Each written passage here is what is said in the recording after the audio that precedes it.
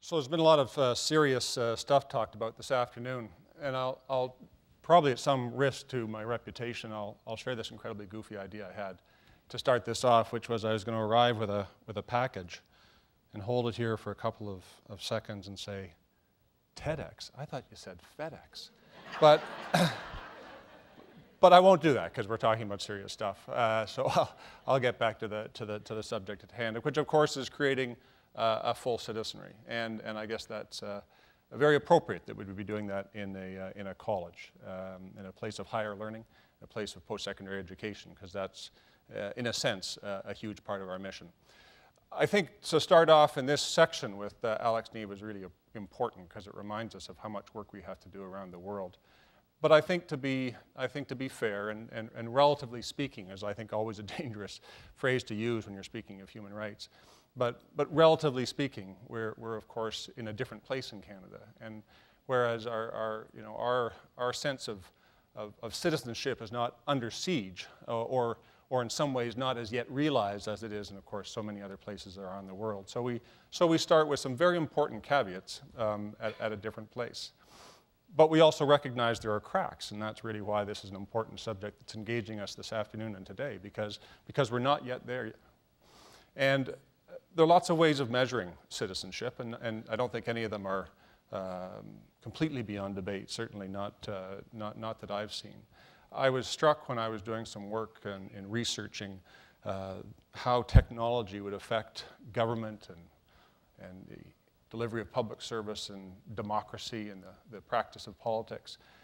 There was an American political scientist named Robert Putnam who wrote a very powerful article at the time in the mid-90s called Bowling Alone.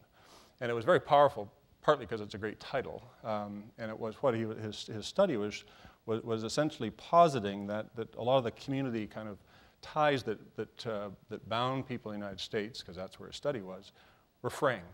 And the title comes from the fact that he found that as many people as ever in the United States were bowling, but the number of bowling leagues had diminished.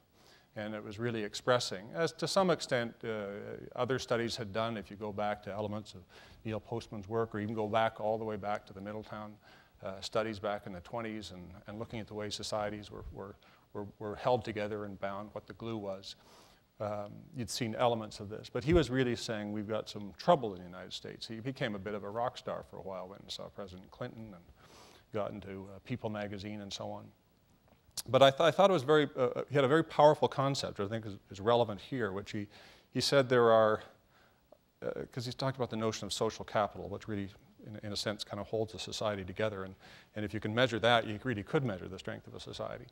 And he had two notions of it. One was of a bonding capital, which really talked to the strength of kind of, if you can think of it as siloed communities. And then bridging capital, which was the kind of capital that could actually work across communities. And of course, he said if you had one but not the other, your society really wasn't as strong as it should be. Well, there's a simple measure I look at for the strength of citizenship and the attachment, the engagement of people. And it perhaps reflects some of the time I spent in public service and politics. I look at turnout at elections. You can argue that is that a relevant one? Maybe politics is becoming more irrelevant than it ever has been in the past, but I think when organizations like Amnesty International are doing the important work, and human rights organizations around the world are doing the important work that they do, and we see the struggle for democracy everywhere, to take this flippantly and to dismiss it as a waste of time really kind of misses the point. And I think the folks the more you hear that, the more I think you could understand that we're not quite there with a full citizenry. What's disturbing to me is that you have to go back 20 years, 2 decades, to find a federal election where the voter turnout was over 70%. It's steadily diminished to somewhere below 65 now on a steady basis, flirting, in fact, with going below 60. Even worse, in our own provincial election here in Ontario, in the last provincial election, was less than 50%. One in two people didn't find it worthwhile to go out and vote. And if you think that's not important, I would just say to you, do you think it doesn't matter? And I'm not being partisan. But do you think it doesn't matter whether we have a minority or a majority government in Ontario, or in fact in Ottawa? Or do you think the choices for mayor in Toronto in the recent election were irrelevant? I don't think they were, and I don't think the results are anything that we should take lightly as citizens, let alone if you're partisans. Now you take that kind of statistics, and then I looked at another one, which is extremely disturbing, which is the trend of income inequality in Canada, but particularly in Toronto and in this region. In fact, if you look at the big cities in Canada, Toronto is by far has the worst level of income inequality. So yes, the rich are getting richer. You may have thought that, but it's absolutely true. And in a place like Toronto, and increasingly, just talking yesterday to a mayor in the 905 area, talking about the difficulty of attracting working people to his community because of the price of housing. So we're seeing stresses in our society that I don't think we can possibly ignore. Now, coming to a place of higher education, one of the things I think that we do brilliantly, and it's just because of who we are, not necessarily even how we execute it, but we're still places where I think, actually, I don't think there's another one in our society today where the diversity gathers for meaningful activity in such a way. I mean, think about it. I mean, you know, riding the subway, going up a elevator in an office tower isn't quite the same as coming to school and studying with people and working with them in collaborative groups as our students do. And anyone who comes to Seneca College knows the diversity of our students. And that's partly why for me, it's so important that this remain a place and not an internet address, not a place you sign on to through the internet exclusively, but a place where you can come and engage and collaborate and learn about other people and not just about other things, because that too is an important part of citizenship. But I think we need to do more, and here I think in the tradition of TED and TEDx, I'll offer a not so modest, in fact, probably an audacious idea. What if we thought about taking the great experiences, and Laura was one of those who had the experience of Katimavik, there's Canada World Youth, there's World University Service Canada, there's all sorts of experiences. What if we returned to the day when there was some sort of national service?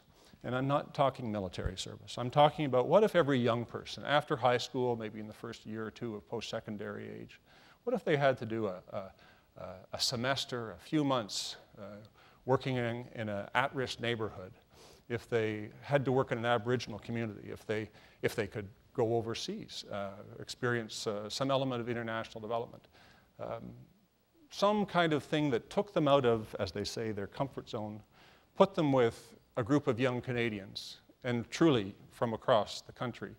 I mean, I'd have 3 rules. One is that everybody would have to do it. This isn't a voluntary thing. That's the whole point. The whole point is to expose people to a different reality than they've grown up with. To not just bond, but to bridge, to build those kinds of relationships. So that would be one rule. Second rule is ideally, and I'm not in government anymore, so I don't have to pay for this. Ideally, you take them not just out of their community, but even right out of the province. Take them to a different place, some even out of the country. That would be a truly different experience. And finally, there would be an explicit citizenship component to it. That's what it's all about. It would be that's the foundation of it, and that's what we would tell people it's about, and that's what they would experience at it. You know, one of the things that has struck me coming here is, and I guess it's a huge juxtaposition with what's happening today as we're being encouraged, whether it's turning 4-year degrees into 3-year degrees, or whether it's governments that are looking askance at what's called the victory lap in high school. There's this notion that we have to speed up the process for young people to get them through as quickly as possible.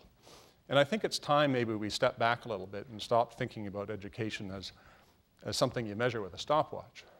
But in fact, look back to the kind of first principles of what are we trying to expose young people to, and what is it that they're looking for. And of course, anyone in post-secondary education today knows that, relatively speaking, so few students now take a straight line. So few students decide in grade 10 or 11 what they're going to be, come to college or university, get their 2, 3, 4-year credential, and then go out and do it for the rest of their lives. That just isn't how it happens. In so few cases is that the path of reality. Now we're seeing this journey, and it's a wonderful journey for students to take, of exploration. It can be an expensive one, unfortunately. It can be too long because of some of the rules that we unfortunately put, some of the obstacles we put in their place to go from one place to another. But it really reflects that as young people look for their passion, as anyone looks for their passion, it sometimes takes time. And perhaps we're in this rush to get them through as quickly as possible into the workforce. We're cutting corners. And so if they were able to take some time in an at-risk neighborhood in Montreal, or an Aboriginal community in northern Manitoba, or a small village in Burkina Faso for a few months, I don't think that would be such a bad thing. And I don't think it would be such a bad thing for them to pause, not only in the sense of really appreciating that broader sense of the world, as Alex put it, that global citizenship, but also perhaps some time to reflect on where they were going. And if along the way they were to really fully appreciate the understanding and understand, what it was to be engaged in a community, or if they were to understand what it was like to bridge the divide and in a diverse world build relationships across those diversities, or if they were to fully come to appreciate how precious and how important full citizenship is, well, I just don't think that would be such a bad thing. I think, in fact, that would be time well spent. Thanks very much.